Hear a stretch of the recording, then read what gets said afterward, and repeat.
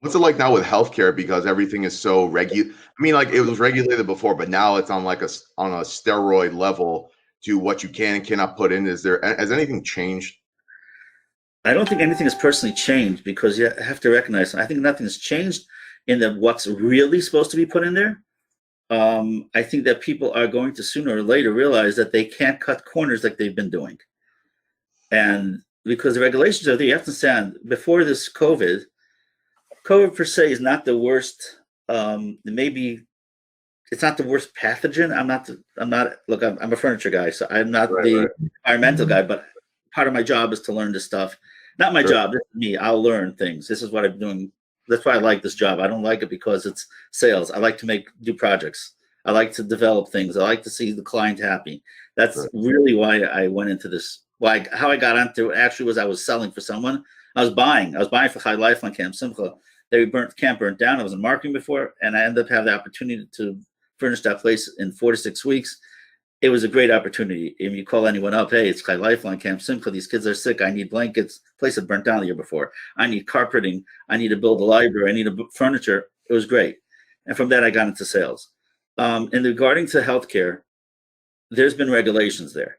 They just not have been really, really followed. And if you look at the law or the rules of the law, if you start listening at the news, they were saying, oh, they're going to start doing reinspection and they're going to really get serious about it now. I don't think. Yes, they've been strict about one thing prior to COVID, and that was called fire hazard of fabrics of smoke because there were fires that have happened. We've seen clubs that go up in fire in countries and other And places. yeah, And I people mean killed. everywhere. I mean everywhere but in a club, at least people can get out. A nursing home, you can't just get people out of there in 30 seconds. That's Right. So not there's regulations. They have beds for moving right. patients in bed, which they're implementing over the years. That you'll be able to use that bed and push them out because not all beds can you just push a patient out. So they're regulating that now. I think over the past few years, I don't try to sell beds. I leave that to the bed experts. Could Right. I? I could. I could learn within. I mean, I know already. I can sell beds, but I try not to get into it. I leave it to those the equipment part of the Dead company. people. Yeah, I guess. Um, but what we do is what I found out basically was there was something called CRS that's not hit the nursing homes yet. It's hit the hospitals, and that was if there's something called a blast zone. And I'll be honest with you, before COVID, people thought I had corns out of my head when I said this. Today, we know what that means. A blast zone. A blast zone means there's the aerosols in the air, and when someone coughs, it can get the ceiling tile. Sure. CRS was found in Mount Sinai. It was found in a few hospitals. Not every hospital admitted that they had it because when they had it, there's nothing to be done. The patient dies in 90 days. It's a fungus. No antibiotics can help. They have to rip out the floors. They have to rip out the ceilings. Wow. That's how bad it gets. Now, with COVID, they knew this before COVID. So, okay, there was two ways to clean furniture. One was if you had someone that's C. diff, you must use bleach or hydrogen peroxide. Okay, that's going to kill furniture on the spot. Otherwise than that, you use what's called a quat disinfectant. And that kills a host of MRSA and I don't know, a host different bunch of names. I'm not the chemical guy selling the chemicals. But what I am was the furniture guy. And about a year before that, we had sold furniture to a place 3 years before, maybe 2 years before. Coming in 9, 10, 11, 12 months, we start getting phone calls. It's cracking. Okay, something's wrong here. This doesn't make sense. Right. And we actually spec this furniture. I actually had a bunch of vendors, but what I do sometimes is I actually will build the furniture to my specifications and say, this is what I want. I will look at the values of each one. If you find something cheap, right, and it looks the same, something's missing in the construction. Of course, yeah, sure. You Sure. to the naked eye want to be fooled. I'm getting this as a great deal. At the end of the day, you're paying for longevity. Is it that the bottom of the drawer is going to pop out because it's not strong, or the face is going to fall off? But here we were having a top-notch company that Dunkin' Donuts is using the same laminate on a high-pressure laminate. This was called a low-pressure laminate, but the same paper, and it was cracking. What's going on here? Nothing made sense. Now, the problem with any construction that I've learned over the years of furniture is you leave a building and you're away for vacation like a school, right? You can't shut off your air conditioning system just like that because you're going to get mold. So you think you're saving money, and all you just do now is cause yourself a major problem. Because mold affects kids, mold affects people, and sooner or later, God forbid, who knows what could happen. The allergic reactions, or who knows what. And that's what a lot of the public schools shut down their systems, and then they find mold, and then they call us in to get rid of the furniture, or they get rid of the furniture, and we bring in the new furniture. Right. So you have to always have a humidity control. A lot of these facilities and nursing homes are older buildings. Yes, they're renovating it on the niceness on the part, but not always are they redoing the HVAC systems. And because that's a lot of knocking out walls and who knows what. Right. So the problem was that what's going on here? So we actually started doing an investigation and I figured, you know what, let me find out what they're using. What are they using on this? So I called up housekeeping because I actually found out another big manufacturer. I posted it on my LinkedIn, and a big company called Stans Healthcare said we found the same problem and we can't figure it out. And then I actually had another company said, yeah, I found out that problem, but I didn't tell my client what the issue was. I said, we'll do you a favor. We'll replace the headboards or something was on the walls we're getting on one floor for supposedly the facility. All of them went nuts, bad on it. Now, can you have a bad laminate adhesive on one piece? Yes. You can't have it on 300-400 pieces. It doesn't make any sense. Right. Okay. Really, there's a quality control in these companies. Sure. So the end was is we figured out, okay, let me find out where you're using it. And I went and got actual bottle, looked at the different chemicals, and it says in it, only to be used on non-porous surfaces. Test before using. Very good. Now, what's the direction? Direction is it must be wet a certain efficacy time, which means it has to be a 10-minute or a 5-minute efficacy time, that it has to be wet to kill all the pathogens and all the bacteria in there. Now, we need that wetness to achieve it. The problem with the bottle also is it doesn't say that after it's wet and it dries out, you must rinse it off. Now, I spoke to 3M. It took me about a month to get to them. And I spoke to their lab technician. She goes, yeah, you have to rinse it off. And the reason is because you now just created a barrier. So when you reactivate it, you're making a stronger, you're doing two things. All you have is called the quat buildup. So now that 10-minute efficacy time is not going to work. So it wasn't written on the bottle. So how you wouldn't know, right? They legally don't have to write it. Really? Now, yes, that's one issue. So one is you have to wipe it off because now you're creating that 10 minutes could be longer. Number two, you're also creating a stronger chemical reaction when you're spraying on it. The next time you're reactivating the chemicals. Now, again, I'm not a chemist. It's not my job. When I spoke to the 3M chemist guy who's selling it, goes, don't pin this on me. I said, I'm not here to pin it on anyone, but just let me know what you're using. If you know they're using low pressure laminate, you should tell them. The problem is you have the problem like this. A low pressure laminate night table, let's say costs you, depending on the design, between $185 and $250. I'm just showing you a range, depending on the design, what they have, and what the components are. Some of them cost more, but they're not going to cost you another $700 or another $500 just to have that top to be a non-porous top, which meant Corian. Now, there's some other products that are called Kydex. There's a product called Thermofoil. Thermofoil is beautiful. It's smooth. There's no edges. Nothing's going to get into it. But if you put a pin in that top of the Thermofoil and you just drop a pinhole in there, it's going to bubble up. With this low-pressure laminate, we had sealed edges officially, 3mm edge, so when they bring in their wheelchairs, no one would hurt themselves. It was a plastic edge that matched the laminate. You can't tell. So no one would hurt themselves. That's part of the regulations. But the problem was and the wheelchairs can bang in it all day till tomorrow. Nothing's going to happen. You could drop a piece of laminate with a 3mm edge from about 36 inches high, at least. It'll do nothing to it. Nothing to the edge. So it was great, but it had an edge in it. But here's the problem. Low pressure laminate is porous. It gets in and it dries up and it cracks. And that's what was going on. Now let's say what's the problem here? The problem here is one facility told me, I said, why don't you have any problems? Oh, I would never leave it 10 minutes. If I leave it 10 minutes, I'm going to kill the laminate. The housekeeper knew it. So the problem was that she was achieving of saving the furniture, but what she was doing was not cleaning it to protect the patient. And there have been stories. There were stories 3 years ago, I think it was up in North Jersey, where about 17 kids died from a cross-contamination from the nurse bringing the medical tray from one room to the next room. And these kids were low immune systems. You're dealing with older patients. You're dealing even with younger patients. You're dealing with patients that are sick. Nursing homes are hospitals today. They are not what they were 10, 15, 20 years ago. They are hospitals. The second you get them out of the hospital. Throw them into nursing homes. Nursing homes are being paid very minimum per patient per day. That's how it is now. And what's causing it? Therefore, the nursing would say, okay, we have to renovate these places. They have to look more like their home.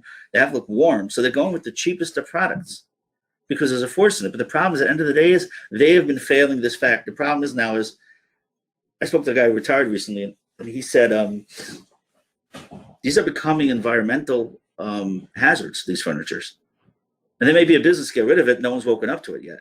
But you don't want to buy used furniture from a nursing home or any healthcare facility, to be honest with you with that, unless some way that the tops were sealed or something, because it can penetrate. Now here's a problem. You're spending millions of dollars in capital furniture, and yet you're putting out there stuff that can't last because you want to save yourself money. You have a budget now. Yes, you take a table. We had a interior designer out of Chicago that spec'd a product that was Korean Class C. Class C means it's a higher rate, believe it or not. Sometimes A is it, but this one means it's a higher expensive piece. Just alone the tables for the dining rooms would have cost them $80,000. We ended up getting them a thermofoil top, but it had an extra under it. I told you, remember, you can bang it and you can have problems where you can kill with the wheelchairs, banging the edge because it's MDF core. It's not a particle core. So we ended up putting a 3mm edge and going over it with a thermofoil. It worked pretty well, but it ended up saving himself around $50,000, if not more. So that's big money. Right, of course. The problem is how do you clean it? And here's the bigger problem. 3M went ahead and took this piece. We actually cut a piece from a nightstand. It was from this job that we saw cracked. And they tried to imitate this reaction, and they couldn't imitate it after 52 sprays. They let it dry. They did it 52 times over about a week and a half. I said, it's beautiful. First of all, you didn't do it in the same environment, which you don't know what the humidity is. But here, let's talk real serious. You only did it 52 times. These guys are doing it 365 times a day. And actually, what one guy told me was that, and I told him, you have to wipe it down. He goes, if I have to wipe down the furniture, I'm going to have to hire another guy just to do that. I don't have the money for it. There's the reason why I'm trying to say out here is, we did stop selling a lot of the healthcare furniture for that reason. We do still sell it. We tell our clients up front, here's your budget. This is what we can afford you. There's a Korean top, there's a thermofoil top, and there's a low pressure laminate top. Or we can do the whole thing high pressure laminate, which helps. But I've even been told by some microbiologists that over time it can cause crevices, it could build up, and you're not going to be so clean. So the longest of the conversation is, yes, they're going to investigate it more. Is the industry going to self-enforce itself and realize that one of the ways for them to keep their infection rate down is by spending more money on the surfaces? So I'll give you an example. One of the same quartz disinfectants they're using on the floor, and someone's telling me, hey, we know we're losing the shine. I said, let me tell you something. Even a luxury vinyl tile, one of the things that designers love is to have some grain in it. It's the worst thing in nursing homes. And at first it's good in a way because you get traction, but it's the worst thing because you get buildup. And once you get buildup, what are you building up? Are you building up something of dirt? Are you building up someone's spit or blood dropped on the floor? And it's a big concern of what to do out there. No one has an answer. Go ahead. It sounds like you otherwise have no choice, but you could technically buy that more expensive $700 or $800 table. That seems to be that it's not a problem if you were to do that, or there still is a problem. No, if you do that, if you do a non-porous surface that's really non-porous, you will be able to clean it. But I'll give you an example. UV lighting kills laminate. So there is another product that's heard of someone out there who has something called UV lighting with hydroxy. It pushes ions into the air and it will clean them. Now, he told me yesterday they actually put it in some nursing homes, and those nursing homes had lower death rates than COVID, but that still doesn't give up the need to clean and wash the floors. I actually spoke to some person that was in Neocon, which was a big office furniture, healthcare furniture. Well, it's a big office. It's a furniture for the contract furniture, which is not residential. And there's a big difference when you're speccing a residential product and putting it into a healthcare facility. Well, that's really stupid because you have no guarantee that fabric is fire rated. And the first thing, by the way, they're coming in ready for 5 years right now. First thing they ask you is, oh, you have the fabric? I want to see the certification that it passed flame spread. So that's number one. Even on vinyls that have this bacteria, let's say they have antiviral, antibacterial, until that, I know from this one person I spoke to from Neocon, she said that one of the hospitals, I forgot where it is Seattle, Sacramento, they said, we don't want any of it. There's two reasons they didn't want it. Now, everyone's running for antibacterial, antimicrobial, anti-this, anti-that. Well, the problem with that is, and this is pre-COVID issues, is if you start having all this stuff, antibacterial, antimicrobial, anti-that, and you start treating it with these disinfectant, sooner or later, that disinfectant becomes worthless. It's like taking too many antibiotics in your body, and sooner or later, antibiotics don't work. You get a superbug. So, or the staff is reliant on it and doesn't clean it. So your question is, yes, you must clean. what you have to clean, you have to determine with an environmental specialist of what to use, or maybe to switch it off. I don't know if they say sometimes you switch medicine so your body doesn't get used to it. That's something that the industry has to figure out what to do. But again, I don't expect interior design and all that. I don't expect the head of operations or head of capital improvement to know about it. I do expect them to know that if there's something special or there's something needed, because you're dealing with, now that we know COVID, forget about COVID, we had MRSA before, we had other viruses before. It's not like we never had a norovirus. I told you those kids got killed. There has to be better, everyone's worried about their own health and their patient's health, but they don't realize part of that is the actual surface you're walking on to you're touching. And everyone thinks, oh, it can't touch, it could happen. It's happened. So we think of it and we want to hide behind it, but it's not, it's a fact. Now, in furniture wise, I have to say that to my client. You want a budget? Here's your budget. You want something? We could work it. There's something there. There's an answer to everything. It costs money. Now, some people say, hey, the furniture is going to last me 10 years. And therefore, that was their assessment till now. Hey, it's going to last me 10 years. I'm going to, colors go out. Things get dinged. Things get damaged. It's worth for me to replace it in 5-10 years from now. Yeah, it has a lifetime warranty. Baloney. Have a nice day. Warranty means wear and tear. Normal wear and tear. Not banging it up, kicking it around, or dropping it. And we've actually had someone drop one of our nightstands off the back of a truck, and we packaged it so well, he said, I don't understand, it didn't break. That's something that we do also. We'll get involved in every little part of the business just to make sure, okay, how are you getting the delivery? Is it going straight to the room? Is it going to a warehouse? Is it going to in another building? Anything in business, you need to figure out every step of the way till it's actually there. And not only when it's actually there, like I said, my biggest advertisement is the product itself. I'll tell you this much. The owner's reps that I've dealt with tell me the hardest thing for them is to walk into a nursing home 3 months later and see the place stained. They worked so hard. They put their guts into it to make this place look so nice. And sometimes, well, why are you putting in a product that you can't clean? Putting a fabric that you can't clean, yes, it may look aesthetically nice. So that's called the form. But then there's the function. And we as furniture dealers try to work, it clashes sometimes with interior designers. There has to be some happy medium, and sometimes there isn't. But at the end of the day now, today, healthcare has the safety of whether it's a student in the school or the safety of the patient or the staff now is more, what's the right wording? It's more apparent how much more important it is than the look. Absolutely. Because now it's affecting all of us. It's amazing how much goes into furniture, essentially. Like you think, oh, I want a desk, I want it like this, whatever. And it actually technically literally affects people's life. Literally could be life and death sometimes. It's great. I mean, right? I mean, it's unfortunate. Literally having the right desk, but between having the right desk and having the wrong desk, meaning something that's just cheaper, could potentially kill somebody, actually, in a nursing home. Unfortunately, yes. Unfortunately. I would say so. Unfortunately, yes. And not having the right. Well, the question is, you could put UV lighting. They have it for nursing homes. And this actually was about 2 years ago. This healthcare facility, this health company, there were 2 companies that told me that they think I'm making everything out of steel. I was like, you crazy? What do you want to make it look like the 1930 institutions? Are you really nuts? And first of all, okay, maybe you could round it so it won't be so sharp because you have to worry about that. But you got to be kidding me. These people, this is their home. Are you really crazy? And the answer may be today, they may not be crazy. On the other hand, you can't have everything metal. There has to be a warmth. They don't have anyone to visit. My father-in-law unfortunately died this past summer. Lucky enough, we had some tablet. We were able to see him when they transferred him from the hospital to the LTAC facility for 3 minutes. And then we had a tablet that we could finally talk to him. He was lonely. You have to at least make the environment nice. So it's very difficult to answer. What are we going to do in the future? But this is the question in offices. Okay, office furniture, their surface, at least get a high pressure laminate top that maybe you can clean. But then you're going to have some system walking around or in your air conditioning system spraying and cleaning surfaces. Yeah, this is something I don't think anyone's really focused on. Like if I'm an operations manager and I'm looking to buy furniture, I never really thought of, I got to figure out what the HVAC situation is, or I got to figure out the cleaning situation is. Now, I guess every little detail matters so much, especially if you're running a huge office, you're running a nursing home, that you got to speak to an expert exactly on how this works and make sure everything kind of lines up, right? Yeah, some problem is there's a lot of people trying to wash it under the floor, so they'll call me an alarmist, right?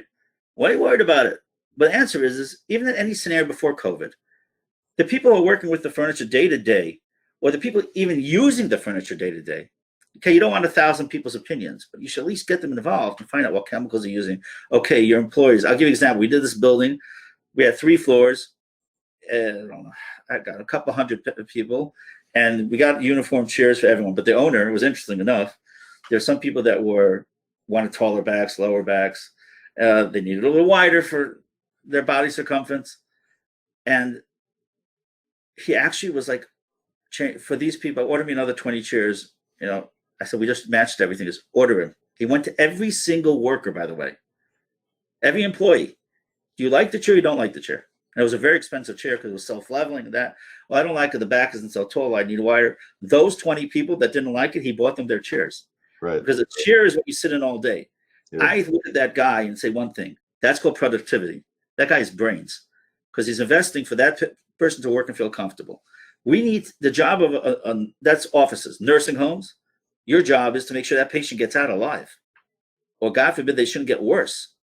Now, that's the intention. The problem, again, like I said from the beginning, was they're stuck under very tight guidelines and low reimbursement pays. Right. Technically, yes, it definitely does cost money, and at the end of the day, it's a business. But can't you write it off essentially as a tax write-off? Because it does it's an expense for your business technically. I'm not an accountant, my wife is, but there's a capital improvement, and sometimes, yes, maybe you could. But again, you're talking about hundreds of thousands of dollars per project, possibly even $1 million per project. Right. Because you have to start looking at different flooring. You have to start looking at different draperies. As is drapery is one thing, you'll have it, but you'll automatically have a flame spread. But then you got to figure about texture. Everything's about texture, and everything you have here has texture. Any texture can build anything, and you need texture because someone could slip. So it's a catch-22. The whole, even if you check a product right on its own, the laminate on its own, the paper on the laminate on its own, or the surface, you got to check it once it's in the environment that it is. And they've told me, this environmental people said that after even cleaning it, they can come back and still find, and with the FC time, they still can find a MRSA on there or something on there. There's so much you could do. But there has to be some level where I think the industry has to start meeting the guidelines. And I think this is pre-COVID that they were not. They've been biting the bullet since. Right. So the lesson here is that if you are a business or a business owner and looking to buy furniture, don't think it's just so simple, like you can just wave a magic wand, everything's great. Speak to a real expert, speak to Marc Mordechai, or speak to someone that you can trust, and someone who's going to be honest with you and tell you upfront exactly what to expect.